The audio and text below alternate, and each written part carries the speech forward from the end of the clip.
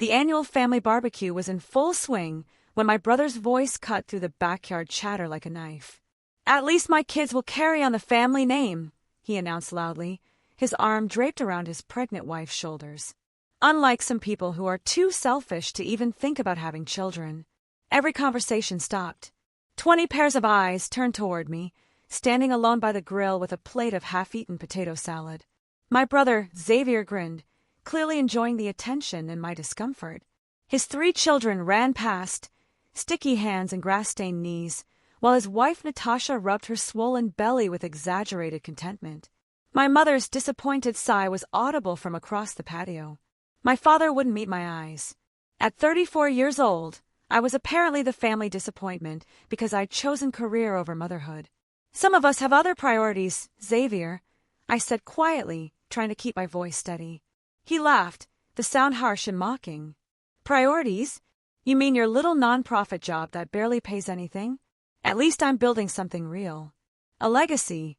What do you have? An empty apartment and a biological clock that's running out." The humiliation burned through my chest like acid. I left the barbecue early, claiming a headache that wasn't entirely false. The drive home blurred through tears I refused to let fall until I was safely alone. Xavier had been making comments about my childless status for 2 years, ever since his wife announced her 3rd pregnancy. But today's public humiliation felt different, crueler, designed to hurt. My phone buzzed with a text from my younger sister Camilla.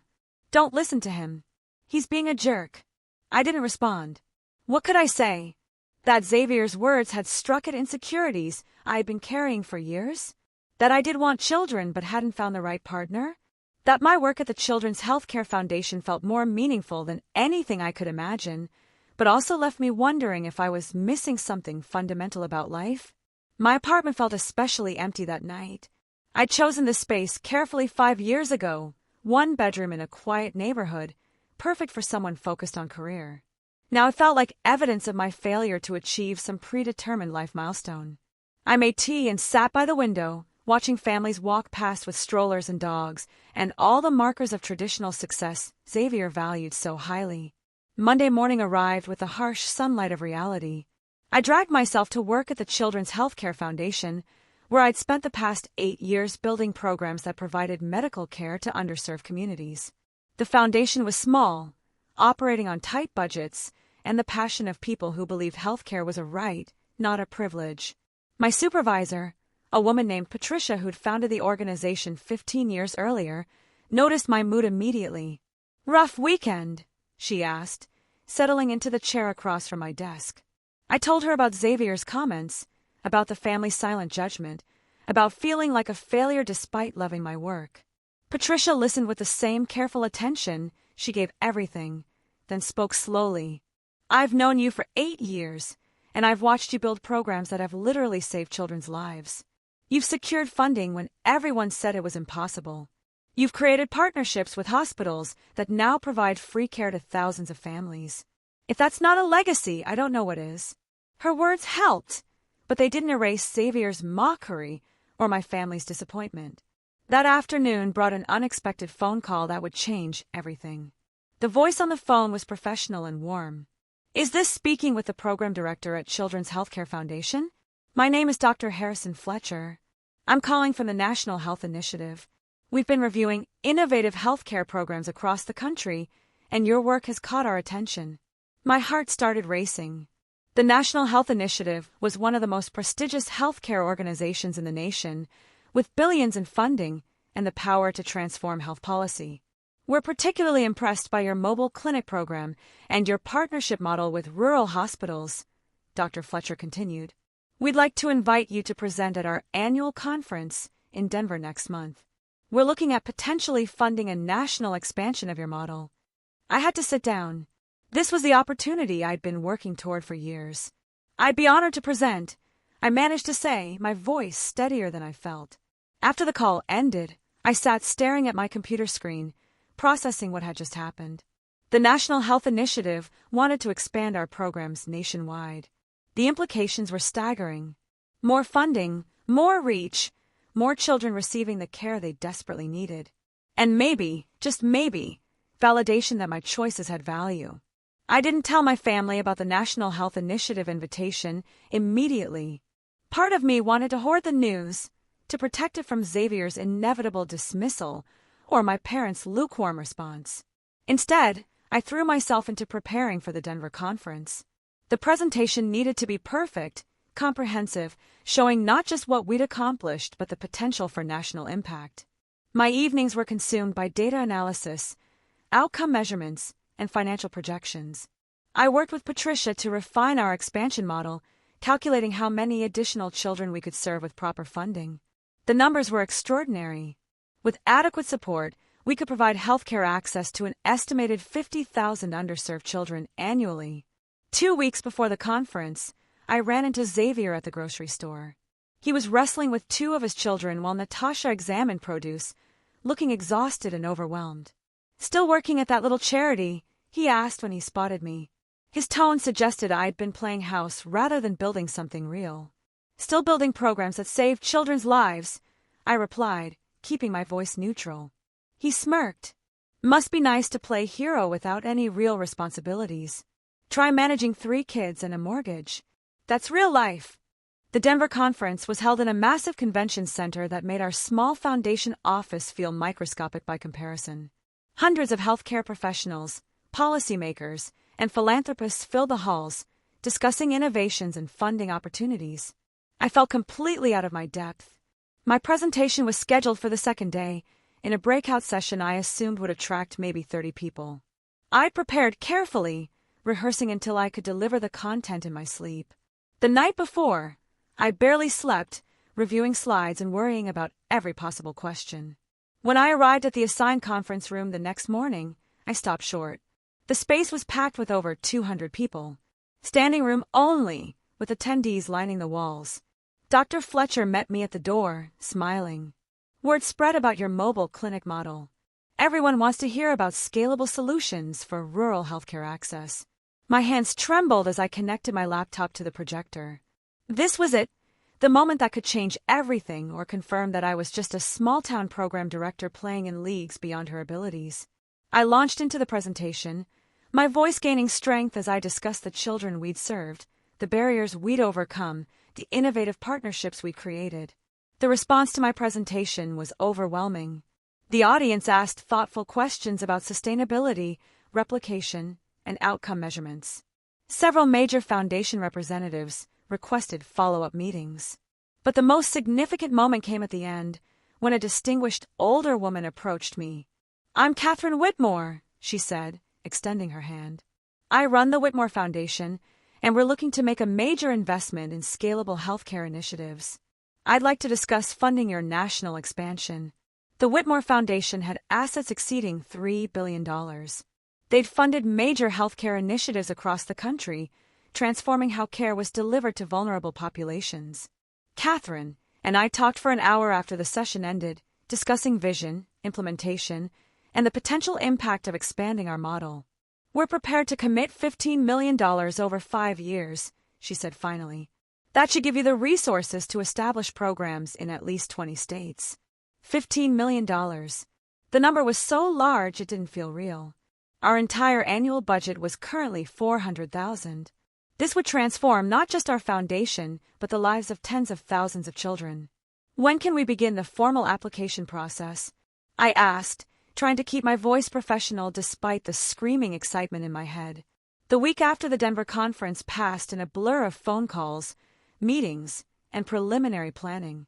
Catherine Whitmore's team moved quickly, sending detailed funding requirements and timeline proposals.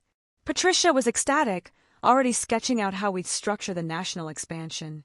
"You did this," she kept saying, grinning broadly. "You built something so good that people with real resources want to invest in it." But I still didn't tell my family. I wanted to wait until everything was officially signed, until the funding was confirmed and the plans were concrete. No more promises or potential, just undeniable reality.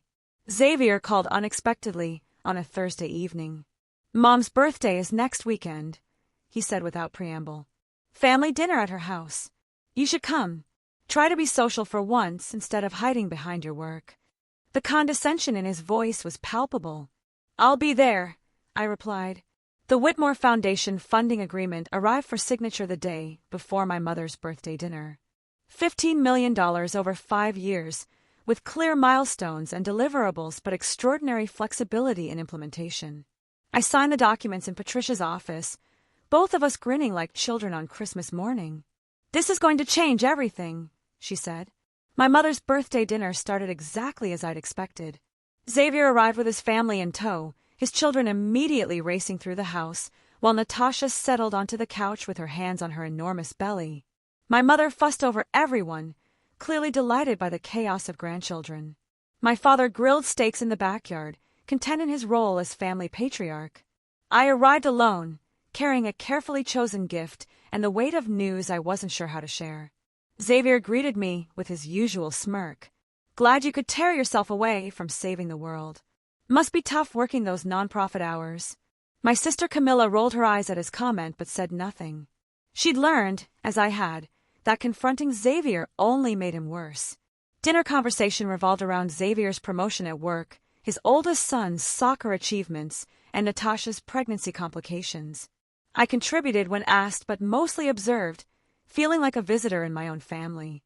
Then, as we were clearing dishes, my mother turned to me with that particular expression of concerned disappointment I knew so well. "Honey, have you been dating anyone? You're not getting any younger, and I worry about you being alone." My mother's question hung in the air, loaded with decades of expectations and judgments. Xavier seized the opportunity immediately. "Mom's right. You're 34 now. Most women your age have families. Instead, you're working at a nonprofit that probably pays you nothing. What's your plan here?" I felt the familiar tightness in my chest, the urge to defend myself or flee. But this time, something different stirred inside me. Confidence born from knowing my work's real value. "Actually," I said quietly, setting down the dish I'd been drying, "I have some news about work." Xavier laughed. "Let me guess. They're letting you organize another bake sale fundraiser." The National Health Initiative invited me to present at their annual conference in Denver last month. I continued, ignoring his mockery. My presentation was attended by over 200 healthcare professionals and policymakers. My mother looked confused. "That's nice, dear, but what does that have to do with your future?" The Whitmore Foundation was at that conference. They've agreed to fund a national expansion of our programs with a $15 million grant over 5 years. The room went completely silent. Xavier's smirk froze on his face. My father spoke first, his voice uncertain. $15 million? That seems like an enormous amount. "It is," I confirmed. "It will allow us to expand our mobile clinic and healthcare partnership model to at least 20 states. We'll be providing medical care to an estimated 50,000 underserved children annually." Xavier recovered enough to scoff, though his confidence was clearly shaken. "So what? You're just distributing someone else's money. That doesn't make you successful. You're still not building a real legacy." I met his eyes steadily. "I'm literally saving children's lives, Xavier. Children who wouldn't receive medical care otherwise. If that's not a legacy, I honestly don't know what is."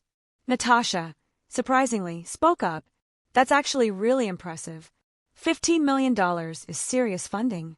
My mother still looked confused, unable to reconcile her image of my small nonprofit job with the reality I was describing. "But honey, what about your personal life? Career success is wonderful, but don't you want a family?" The question stung less than usual, buffered by my newfound confidence. "My work is fulfilling in ways I can't adequately explain. Maybe someday I'll have children. Maybe I won't. But either way, I'm building something meaningful." The rest of the evening was awkward as my family processed the news. Xavier was unusually quiet, his earlier mockery replaced by sullen silence. My father asked careful questions about the funding and the expansion plans, genuinely interested despite his confusion about nonprofit work. Camilla hugged me tightly before I left. "I'm so proud of you," she whispered. "You've been working toward this for years, and you never let Xavier's crap stop you." Driving home, I felt lighter than I had in months. The validation wasn't about proving Xavier wrong, though that certainly felt satisfying. It was about finally seeing my choices recognized as valuable, worthy of respect rather than pity or mockery.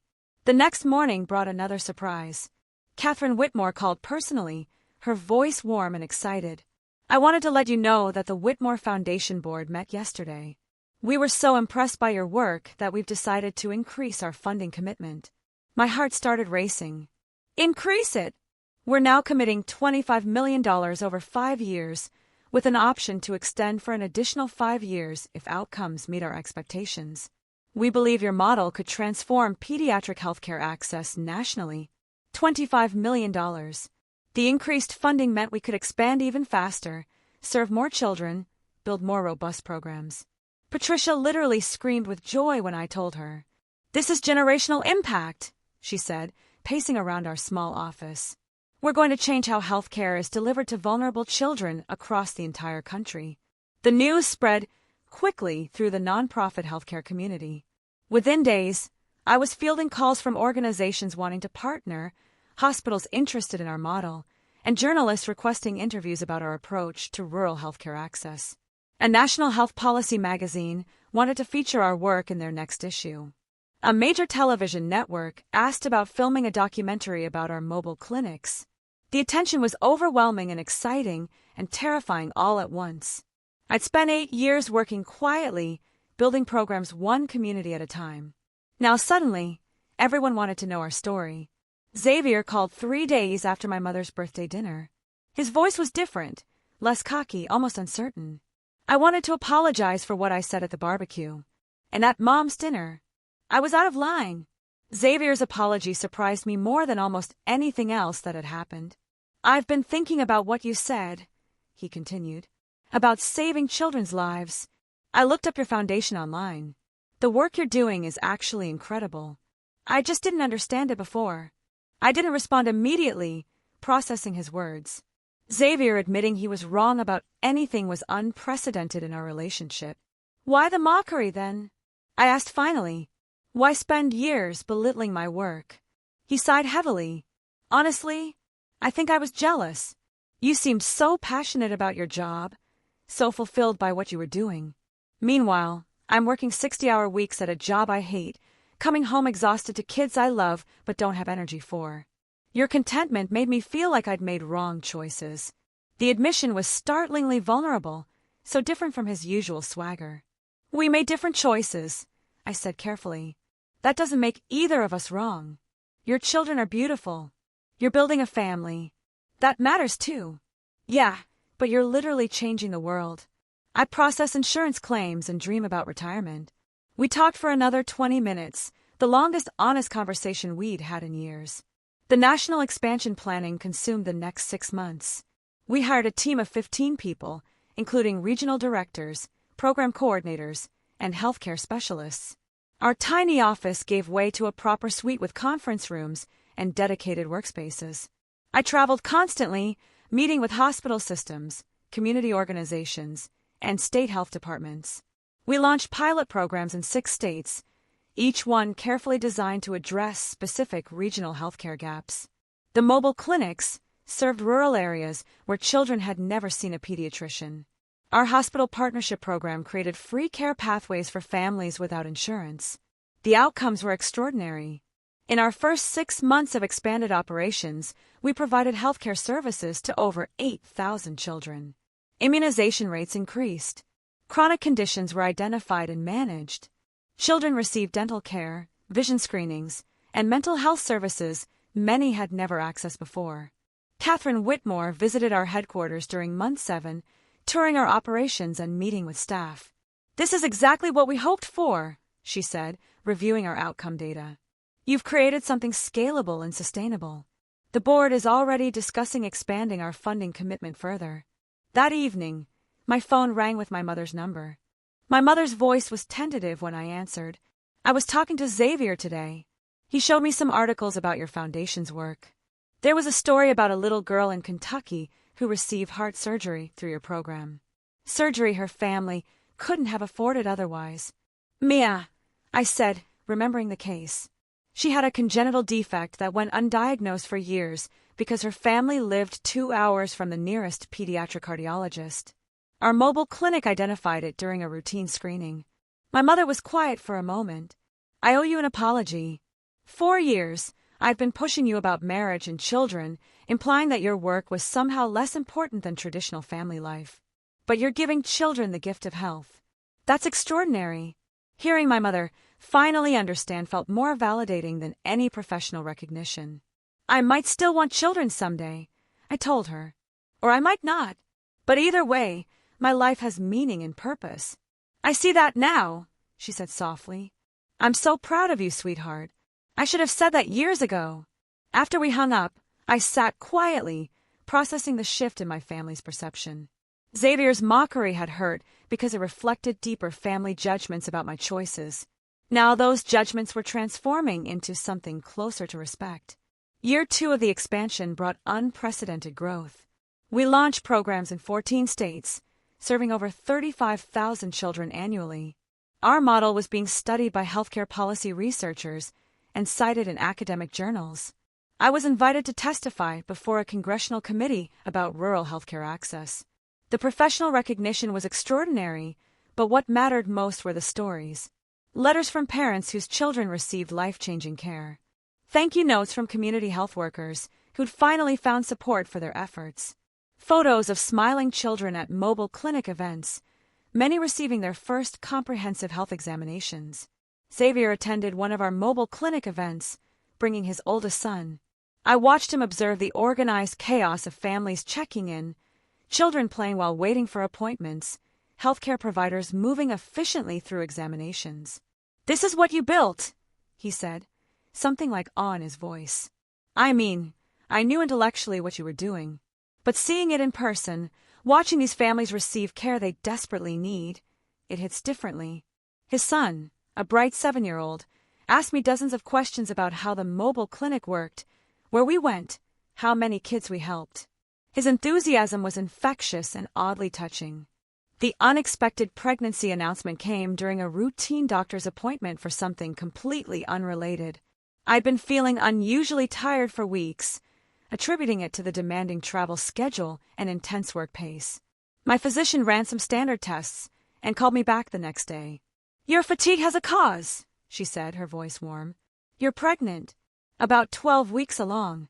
I sat in my car after the appointment, staring at the ultrasound photo the doctor had printed. Pregnant, at 36 years old, in the middle of the most demanding professional period of my life, unexpectedly and completely unplanned. The father was someone I'd been casually dating for 6 months, a kind man named Tyler who worked in hospital administration. We'd never discussed children, never talked about long-term commitment. This would complicate everything spectacularly. My first call was to Patricia. "I'm pregnant," I said as soon as she answered. Her response was immediate joy. "That's wonderful. How are you feeling?" "Terrified, excited, completely overwhelmed. We're in the middle of launching programs in 8 new states. The timing is terrible. The timing is never perfect," Patricia said gently. "But you've built something sustainable. We have a team now. You don't have to do everything alone." Telling Tyler about the pregnancy was one of the hardest conversations I'd ever had. We met at a quiet coffee shop, and I delivered the news directly. "I'm 12 weeks pregnant. I know we haven't discussed this possibility, and I'm not expecting anything from you. But I wanted you to know." He was quiet for a long moment, processing. Then he smiled, reaching across the table to take my hand. "This is unexpected, but I'm not upset. I've actually been thinking about asking you to get more serious. This just accelerates the timeline." His acceptance and enthusiasm surprised me. We spent the next 2 hours talking honestly about expectations, logistics, and what kind of partnership we wanted to build. He wanted to be fully involved, to co-parent actively rather than as an occasional presence. The conversation ended with cautious hope about building something real together. Telling my family about the pregnancy brought mixed emotions. My mother was overjoyed, immediately planning baby showers and offering to help with childcare. My father was quietly pleased, making awkward but sincere comments about grandchildren. Xavier's reaction was the most surprising. He hugged me tightly, genuine happiness in his expression. "Congratulations. Being a parent is challenging but incredible. You're going to be great at it." The pregnancy changed my relationship with Xavier fundamentally. He called regularly with advice about everything from finding pediatricians to managing work-life balance. His wife Natasha offered to share baby equipment and clothes. The mockery that had defined our relationship for years was replaced by something closer to genuine sibling support. "I was such a jerk to you," Xavier said during one of our conversations. "All those comments about not having kids, about your work being less important than family. I was projecting my own insecurities onto you." "I know," I replied. "And honestly, your mockery pushed me to prove myself. Not that I needed to prove anything, but the determination it created helped me build something extraordinary." "You would have built it anyway," he said. "You're driven and passionate and brilliant. I just made the journey more painful than it needed to be." The forgiveness felt natural, easier than I'd expected. Maybe because I was finally confident enough in my choices that his past judgments no longer threatened my sense of self-worth. The foundation continued thriving despite my pregnancy complications. Patricia and our expanded team handled daily operations while I focused on strategic planning and donor relations. We secured additional funding from 3 other major foundations, bringing our 5-year funding commitment to $42 million. Catherine Whitmore called with extraordinary news during my 7th month of pregnancy. The Whitmore Foundation board has made a decision. "We want to create an endowment specifically for your work. $50 million to be invested, with annual disbursements supporting your programs in perpetuity." I had to sit down, my hand instinctively moving to my swollen belly. $50 million in endowment? Your model works. The outcomes are documented. You've created something that will continue serving children long after any of us are gone. We want to ensure that legacy is protected and funded permanently. The endowment meant our programs would continue indefinitely, regardless of economic conditions or changing philanthropic priorities. Children would receive healthcare access for generations. Later that day, I called Xavier to share the news. His response was genuine pride. $50 million endowment. That's a legacy that will outlast all of us. All those times I mocked you for not having kids, for focusing on career instead of family. You were building something that will help thousands of children. That's more meaningful than anything I've accomplished. You're raising good humans, I reminded him. That matters too. We don't have to compete about whose choices are more valid. My daughter arrived 3 weeks early on a Tuesday morning, small and perfect and completely overwhelming. Tyler was present for the delivery, holding my hand and crying when they placed her in my arms. We named her Hope, for obvious reasons. Xavier visited the hospital the next day, bringing his children to meet their new cousin. His oldest son held Hope carefully, his face full of wonder at the tiny baby. "She's so small," he whispered. "Was I ever this small?" Xavier watched with an expression I'd never seen before, something soft and genuine. "You were. And your aunt is going to be an amazing mom while also changing the world. Some people can do both." My mother arrived with enough baby supplies to stock a small store. My father was awkward but tender, holding Hope like she might break. Camilla took approximately 1,000 photos, documenting every moment. The family gathered in my hospital room felt different from those painful barbecues and dinners where I'd felt judged and dismissed. Now I was surrounded by people who finally understood that my choices, unconventional as they were, had value and meaning. Patricia visited that evening, bringing flowers and a card signed by the entire foundation team. "The team is handling everything," she assured me. "Take your maternity leave. Spend time with Hope. The work will be here when you're ready." The first 3 months of Hope's life were a blur of sleepless nights, endless diaper changes, and overwhelming love. Tyler moved in, transforming my 1-bedroom apartment into a cramped but happy home. We talked seriously about marriage, about building a permanent partnership. The foundation continued thriving under Patricia's leadership and our expanded team's efforts. They launched programs in 4 additional states during my maternity leave, serving over 47,000 children annually. The endowment Catherine had created provided stable, long-term funding that allowed bold, strategic planning. I returned to work part-time when Hope was 4 months old, finding a rhythm between motherhood and professional commitment. Tyler's flexible schedule allowed us to share childcare responsibilities equally. Xavier's wife Natasha offered regular babysitting, creating opportunities for the cousins to bond. My mother transformed into the grandmother I'd never imagined, attentive and supportive without the judgment that had characterized her earlier interactions with me. One evening, 6 months after Hope's birth, My entire family gathered for dinner at my parents' house. Xavier's children played with Hope, gentle and protective. Tyler grilled with my father, both men content in comfortable silence. My mother and Natasha discussed parenting strategies, while Camilla documented everything with her camera.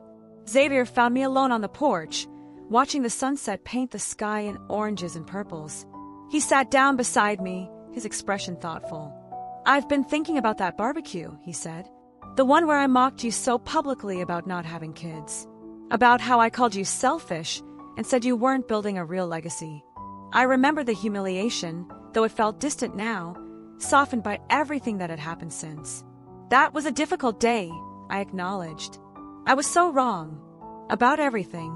You weren't selfish. You were focused on meaningful work. You built a foundation that serves tens of thousands of children. You secured $50 million in endowment funding. You created something that will outlast all of us. And then, when the time was right, you also became a mother." He paused, choosing his words carefully. "I measured success by traditional markers, marriage and children, and conventional career achievements. I couldn't see that success takes many forms, that legacy isn't just about biological descendants." "I learned something too," I said.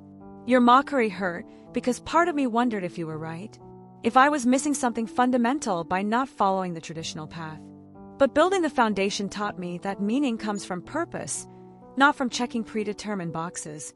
As the evening deepened and fireflies began their summer dance across my parents' lawn, I reflected on the journey that had brought me to this moment. From humiliation at a family barbecue to building a nationally recognized foundation. From being mocked for my choices to creating an endowed legacy that would serve children for generations. From feeling like a family disappointment to becoming a mother while also leading transformative healthcare work. The real victory wasn't proving Xavier wrong, though his changed perspective certainly felt validating. The victory was discovering that my worth wasn't determined by others' expectations or judgments. Success wasn't about conforming to traditional life paths, but about pursuing purpose with dedication and courage. Xavier's mockery had hurt deeply because it struck at insecurities I'd been carrying about my unconventional choices. But those insecurities had pushed me to build something extraordinary, to prove to myself that my path had value. Hope stirred in Tyler's arms inside the house, her small cry bringing me back to the present. I stood, ready to return to the warmth of family, to the complexity of balancing motherhood and professional commitment. The story that began with humiliation had transformed into something I'd never imagined. A career that changed children's lives. A family that finally understood and respected my journey. A daughter who would grow up knowing that women could build meaningful legacies in countless ways. The moral was clear: never let others' mockery define your worth or limit your vision. Build what matters to you with dedication and purpose. Success comes in forms you can't predict, often more meaningful than anything you could have planned. And sometimes, the people who mock you most become your greatest supporters once they understand what you've actually built.